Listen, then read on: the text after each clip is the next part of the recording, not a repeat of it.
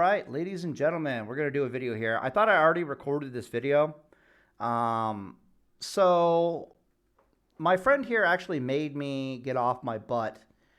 He's a pretty serious tank paladin in Classic World of Warcraft. He actually made me get off my butt and prove what I'm talking about Holy Shock having by far the highest TPS.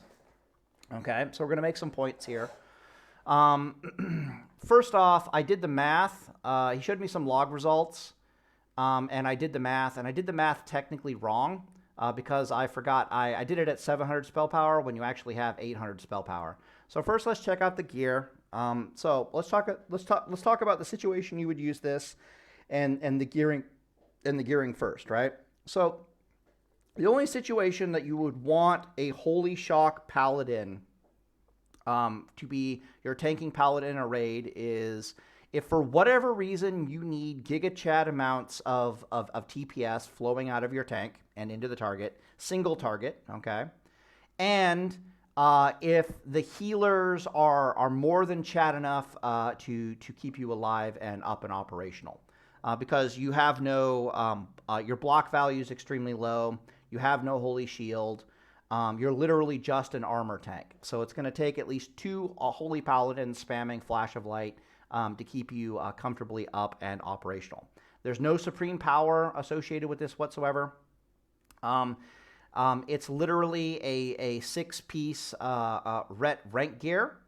And then you can either do the two-piece ret gear or you can do the two-piece healing gear, believe it or not, because intellect on you ends up being spell power because you are using shock and awe. You're using the shock and awe rune, right? But really what you're interested in is the melee crit and the spell hit, which both of those sets have.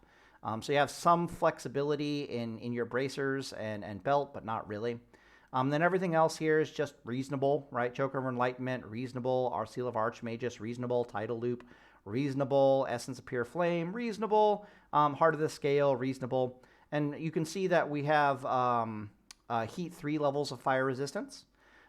If we put on a fire resist aura, you need 230 for heat level resistance. If you put on a fire resist aura, you activate your Heart of the Scale, or you replace the Heart of the Scale with like Hydroxy and Water Lord's Trinket or whatever, and you're easily going to hit that fire resist cap. We're using the Jawbreaker because she is a 1.3 speed weapon, and she has spell and melee crit, which is really valuable for us. And then a Brilliant Chromatic Cloak. There's a better one. I think it's a Drape with a Fire Lord. But, you know, everything here is reasonable. Everything here is reasonable. This gear has 375 spell power on it as it stands with Heat Level 3 compatibility. Let's just do the math here really quick. So she has 375 just standing here butt naked, unbuffed. By the time you buff her with, like, Kings... by the time you give her like an int buff from a mage, and then that's because, let's see, it's got talents, right? You have 5 out of 5 divine intellect on this build. So, and intellect is converted into spell power. So very quickly she gets up to like 400 spell power. The sheer act of putting Kings on this thing it gives it 400 spell power. You put an int buff from a mage on it. The next thing you know, you're going to have 450 spell power due to shock and awe. You put wizard oil. Fuck off. You put wizard oil. Fuck off. Is it clear? Is not CE. Clear is what we need. By the time you put wizard oil and whatever the hell else, the potion that gives you, the non-world buff potion that gives you spell power, you're going to buff that up by like another 100 spell power, I do believe. And then you might have like 200 spell power from Judgment of the Crusader.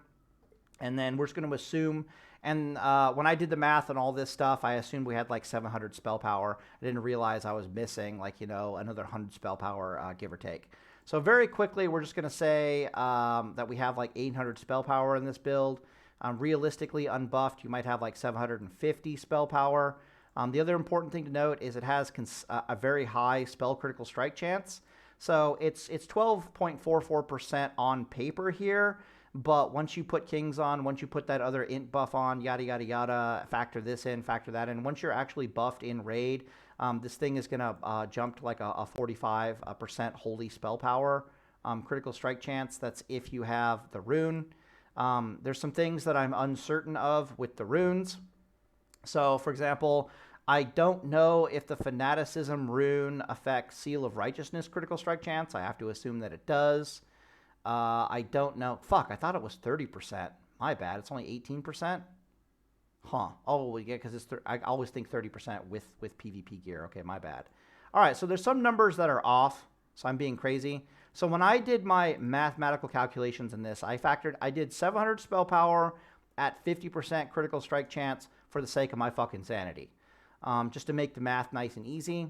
Realistically, you might have 15 plus 18% critical strike chance, so we only got a 33% critical strike chance, but you're going to have closer to like 800 spell power. So this is me just doing a very rough mathematical investigation on who's going to have the highest TPS. So what happened with the numbers? So let's check out the numbers. So my boy here sent me some log results for his Paladin unbuffed. So they hadn't released their boons yet. I have no idea what the hell they're fighting. I think this is for trash. Okay, yeah, he's doing trash fights. I'm hoping this is single target trash. I could be wrong. Hammer of Righteousness is doing 1.4k. He's using a Quel'Serrar. He's using the Prot Paladin gear, you know, yada, yada, yada. It's doing a 1.4k average per hit. Shield of Righteousness was doing 1.2k. Avenger Shield was doing 1.4k. Exorcism was doing 1.8k. All really good numbers. But the totality of his holy DPS flowing out of him and into the target is 570. Okay, 570 holy DPS flowing out of him and into the target. And of course, he's doing a reasonable amount of melee DPS, white damage as well. But that's nowhere near as valuable for TPS as holy damage. Conversely, even with my bad math, and let's be honest, it's bad math with a bunch of uncertainties involved here. My stuff came out on the average like this, the numbers, and then the actual DPS came out closer to something like this. SOR is thunking away at, well, we could do the math on that really quick. So it does like 22 base damage. It gets multiplied by 15% because you put 5 talent points in there. Okay, cool. So it's doing 25 base damage. And then let's say you have 800 spell power. Multiply that by, take 20% of that because that's what SOR is going to do. Add 25 back to that. It means divide that by 1.3 second speeds. So your SOR will be doing like 142 DPS. I don't know if it's going to melee crit or not, but we have a 33% melee crit. So I'll multiply this by 1.3333333. Okay, cool. So we're at like 100. She's doing like 190 holy DPS. This is Seal of Righteousness alone.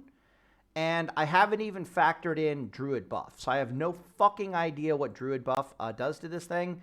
But we can be pretty goddamn sure. Like, I don't know if Druid buff, like, ×2 procs the Wind Fury because of Seal of Righteousness, you know, blah, blah, blah, blah, blah. But very easily, you're probably going to have, like, 230 DPS from SOR alone. My bad math with 50% critical strike chance and 700 spell power put it somewhere between 250 and 300. Judgment of Righteousness is at the 700 spell power ratio is doing like 800, but that was with a 50% critical strike versus like 800 with a 33% critical strike. The concentration spell power ratio is also bad because I assumed that it would crit, but you won't have that rune if you're using the Fanaticism rune instead, so this number will be significantly lower.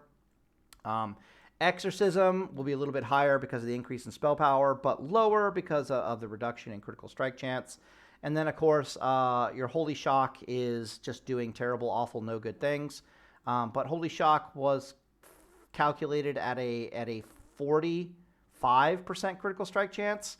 At 33% critical strike chance, she will change significantly. So I really should do the math on that.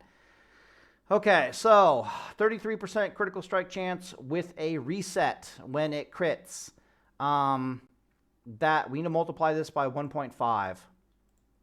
Okay, so it means that you're going to get 50%, a rough mathematical estimate, you're going to get a 50% more holy shocks than you otherwise are going to do.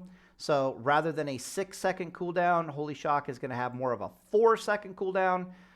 In effect, I've done the math. I've done reset math before. I've done it for Wind Fury. I've done it for Judgment of the Hand of Justice. I've done it with Hand of Justice. Specifically, I did the math back in the day with Iron Foe, assuming that it was a 20% proc chance and it would times 2 with Seal of Righteousness and be a 40% proc chance. And then, of course, if it procs, it has a chance to proc more procs, you know, blah, blah, blah, blah. The math is literally just whatever the chance of it activating is, 50% increase that and call it good. But this is a... let's just keep doing the math here. So at 800 spell power, the 800 spell power times 0.6, because that is her spell power ratio with the rune, plus I do believe it's 600 base because she gains 50% damage with the rune. So she's doing 1,080 damage. The average over here is 1,040. So you can see the spell power has increased that. But I assumed it was a 50% proc and not a 33% a chance to proc. At 33% chance to proc, I have to multiply this by 1.165, I do believe, because the critical strike is only plus 50%, right? So you can see that her average damage is going to be about, what is that, 1260? Average damage here is, where are you at, baby? Come on. SOR. Oh, right. I misspoke. It's not SOR. It's actually shock. Right. And I had to change that, and I forgot to do it. Damn. Okay. Let's change that to shock. Cool. Sweet. Hers was 1250. This is 1260. So you could see that we've lost. So we gain something in the spell power, but we lose something in the critical strike. But if I divide that by 4, because it's rolling off every 4 seconds, you can see it's doing like 314 holy DPS. Absolutely terrifying.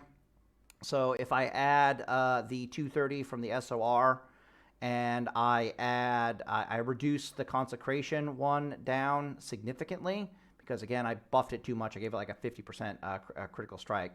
So I'd have to take 2/3 of that, which would be like 66. We'll say 75. That's a good judgment. So for consecrations, we're 75 DPS. Probably not, possibly not even worth pressing the button at that point. Jesus Christ. Exorcisms are going to be about the same, honestly. Lower critical strike, but you buff the spell power. Again, it only gains 50% from critical strike. Doesn't reset, blah, blah, blah. Not a very big deal. So we'll add another 140 to that. Easy peasy lemon squeezy. What are we missing? We did JOR. Judgment of... No, we didn't do JOR. Okay, that's SOR. Where's JOR? JOR is 80. Does JOR change at all? No, not really. She's also 50% spell power ratio. Plus 80. Okay, cool. So you can see, even with my bad math, are we done here? Is that really how that works? There's no way.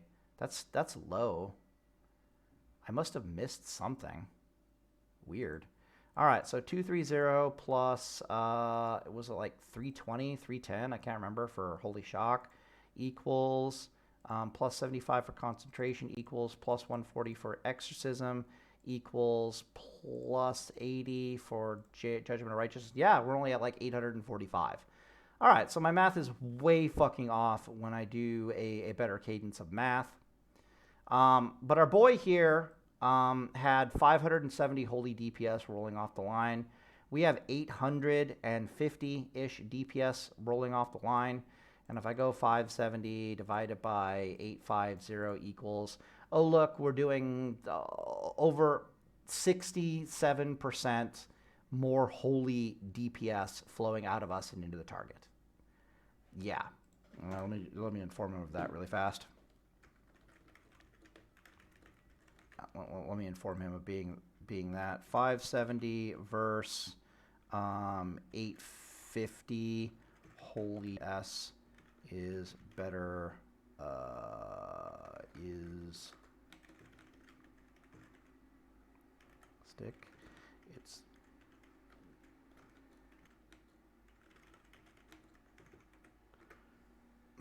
okay.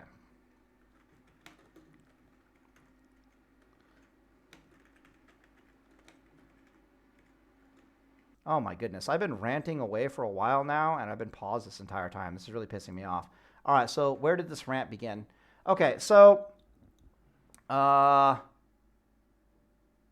yeah, so I was reading all the points my boy was making. He makes a lot of really good points. He said, what I tried to say is that I'm getting 1,000 holy TPS without breaking a sweat. I have since correct that to be about 850. He corrects me and does say that I am breaking a sweat because I'm choosing to gear significantly more squishy and less durable in order to get this sizable increase in TPS. It's also important to note that with dual spec and with the ability to just swap your gear around before boss fights, this is a very situational a requirement here. The vast majority of tanking circumstances in Raid, if you're wearing the Prot gear and you're using Malleable Protector, you're going to be perfectly fine with your TPS. But one thing I have to keep reminding the top tier raiders. So when I talk to Teriak, or I talk, I can't say his name for the love of God. Hopefully he can correct me. Pheno, no, it's not Pheno. It's a Plenoasm. Fuck off. I'm trying, bro. But if I talk with Teriak or any other top tier Paladin raiders, they live in a world where they have raid buffs, world buffs, and where they can rely on their healers to do shit tons of healing, and they can rely on their DPS to do lots of DPS. That is not the typical WoW experience. That is a experience of WoW players who are in the top 10%. For the remaining 90% of us, which I pug raid and I play with lower tier raiders, what life looks for us like is this. We may or may not be able to rely on our healers to be good healers, or to even have a fucking brain in their head.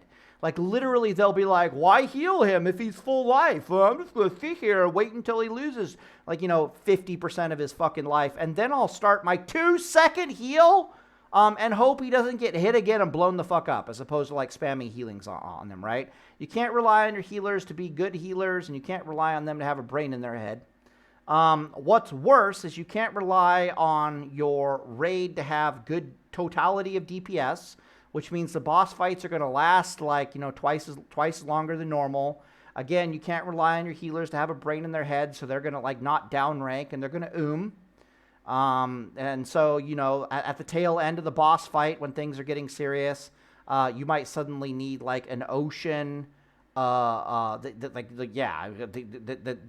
healing falls off a cliff. What's worse is there's always one or two guys in raid who are trying to get the hell out of this shitty guild and into a top tier guild by parsing. So they will come to the raid fully world buffed. They will do top tier a 10% DPS. And so you're forced to gear in such a way as the tank where you're as durable as possible so you can compensate for the fact that it's going to be a long fight and your healers may or may not suck balls. While at the same time, you need to keep your TPS as high as possible so that our boy here doesn't pull aggro off of us and explode, right? There's one or two of them around. They're trying to get the fuck out. They're trying to parse, and we got to help them out. And so I have to look at the situation and try to figure out, okay, what's the best trade-off here for TPS versus durability? And of course, with dual spec and all that stuff, and gear swapping, it's going to be like a fight-to-fight situational type deal, if that makes any sense whatsoever. So make no mistake, the highest TPS that you can get out of a Paladin possible is going to be with a Holy Shock SOR Paladin. I could be wrong about that because our boy was in this log here wasn't using SOR. He was using Seal of Martyrdom. And you can see Seal of Martyrdom's DPS is like 100. If he used SOR, I have no idea what his spell power is in this gear. I mean, he showed me some stats, which is like none. But he might be rocking maybe 500-ish spell power here. And if he used SOR instead and a 1.3 speed weapon, let's just check it out. 500 spell power times... Well, that's not true. Let me think about this. Yeah, he'd have 100 spell power from defense gear, assuming it gives you... I don't even fucking know if it gives me spell power. I don't even know if Malleable Protector gives me spell power. Whatever. So I don't know if we're dealing with 400 spell power on this gear, if we're dealing with 500 spell power on this gear. I have to assume it's kind of low, so we'll assume like 400-ish spell power. That seems reasonable. Okay. Anyways, 25... 25, I can do 20% of 400. That would be like plus... Fuck off. 25 plus 80 equals... So his SOR is thunking around at about 105 spell damage per second. He does have some parry haste, like 10% at most. Yeah, it's comparable. Whether he's using Seal of Martyrdom, at these low spell power ratios, it's probably comparable to Seal of Martyrdom. But Seal of Righteousness would likely give him a bit more TPS, but not nowhere near enough. But it might be the good middle ground. I really don't know. Right. So, anyways, that's just what we're looking at in the grand scheme of things. Yeah.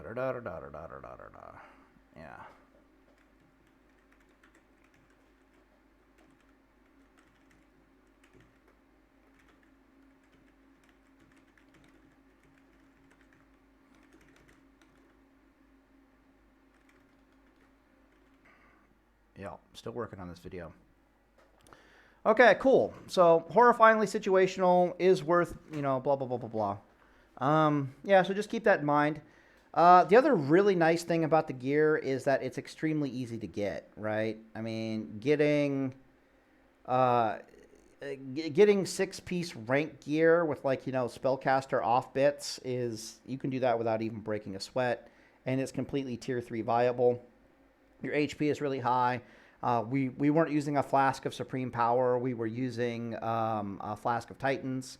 I would also note that the more durable Paladin build can use a Flask of Supreme Titans, whereas this one cannot use a Flask of Supreme Titans. My bad. The more durable one can use Supreme Power, doesn't have to use Titans. This one has to use Titans. Which might make the Holy Shield, non-Holy Shock Paladin build better TPS. But my thought process is basically this. If I didn't wear this Lamellar gear, and instead I stripped it out for the tanking gear, and I suppose I could just do that really fast, do I end up with and I still a Holy Shock Paladin, do I end up with a decent middle ground Paladin in durability? I don't have Holy Shield. Is it any better than, where's the tank gear? This is the tank gear, right? Block value, defense rating, hit with spells and attacks. We're looking at two ends of the extreme. So the question is, what happens when we mix and match and we try to get something in the middle? I don't think it's good in Season of Discovery to mix and match and get something in the middle. That's my personal assessment in all of that. Also, we're missing a ton of raid buffs, right? Like his stats, his 570 holy DPS is fully raid buff statted, just hasn't unbooned yet. Whereas mine is fuck. Oh, I forgot that. My bad. If you recall, I do...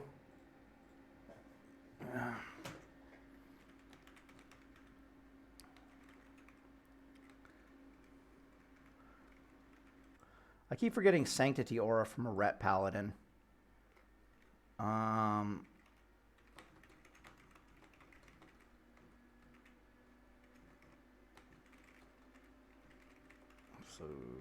meh.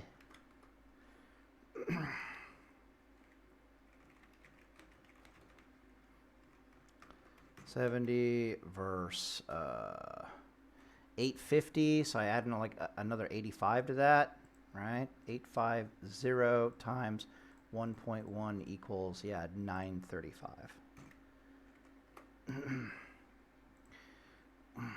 The real question is, what does the mixed set look like?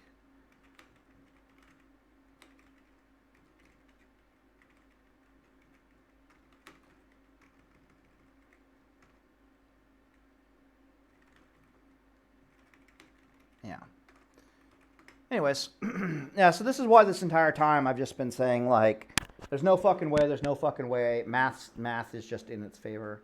Because I can do a very rough estimate in my head about the math and just be like, there's no fucking way that the durable, focused Prot gear is going to compete TPS-wise with the Holy Shock Paladin spell power build. There's no fucking way. And yeah, I'm right. So, you know, do a little bit of a... I'll channel my my inner rageaholic and be like, fuck you, I was right, fuck you, I was right, fuck you, I was right. At least I think I'm right. I don't know. Feel free to try prove me wrong. 100% feel free to prove me wrong. Anyways, on this video here, and Data's Fault Boys, I got things to do. I'm raiding tomorrow with my new guild, so that'll be nice. And once I'm done raiding tomorrow, I'm going to go try to get some duels in. I'll start dueling seriously so we can see what that stuff looks like. Yeah, so anyways, Data's Fault. Also like the thicker mana bar. At least we got 3,000 mana. I don't know if that's going to be useful at all, but it probably will, considering the sheer amount of fuck you flowing out into the enemy. One nice thing about being less tanky of a build is that you get punched in the dick more often and harder, which means you'll have even more mana to work with. Don't know if it's worth it with the mana. I'm also not entirely convinced it's worth it to do a consecration. Like, there's a lot of GCDs that are not even worth it to do in this build, if I'm making any sense. Also, the Exorcism DPS, I forgot about this. The Exorcism DPS is calculated with you not having Art of War. So it's Exorcism DPS, but no Art of War. If I calculated it with Art of War, I have no idea if you could support that kind of mana bar under raid circumstances. This is a squishier build, so you can probably support the Art of War, so it probably does even more TPS. No idea. Anyway, so there's a lot of math going in here, but I mean, like, what do you want from me? I'm like looking at it and I'm like, yeah, I understand math. There's no way X is bigger than Y. I don't even need to look at it. And then everyone's like, you should look at it. I'm like, oh, I fucking... Okay, fine. I'll spend the next 3 fucking hours looking at it, and then I'll spend an hour making a video. Fuck my life. All right, anyways, end the video here, and Data's Fault.